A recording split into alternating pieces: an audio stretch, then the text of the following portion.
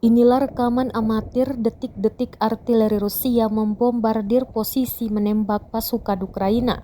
Rekamannya beredar di Telegram pada Selasa 27 Desember 2022. Namun pada tampilan video, tertulis insiden ini terjadi pada September 2022 lalu. Meski posisi menembak pasukan Ukraina telah disamarkan, namun UAV Rusia berhasil menciduknya. Artileri mendadak membombardir posisi pasukan Ukraina. Tank hingga amunisi Ukraina langsung berhamburan. Beruntung tak ada korban jiwa yang dilaporkan dalam insiden ini. Dalam keterangan unggahan disebutkan, inilah rekaman arsip artileri Rusia yang mengganas di posisi pasukan Ukraina. Sayangnya tidak dijelaskan lokasi pasti penyerangan tersebut. Техника 79 районов. В районах населенных пунктов Елизаветовка, Исмаилов, Донецкой Народной Республики.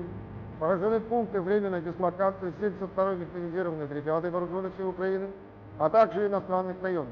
В районах населенных пунктов Толстое, Водяное, Вимарьевка, уничтожены все украинские гаубицы Т-3, 7 украинских беспилотных летательных аппаратов. В районах населенных пунктов Временная, Луганская Народная Республика, Червона, Гусейникова, Ракетинская, Донецкая Народная Республика, Киевка. Районах населенных пунктов Янска,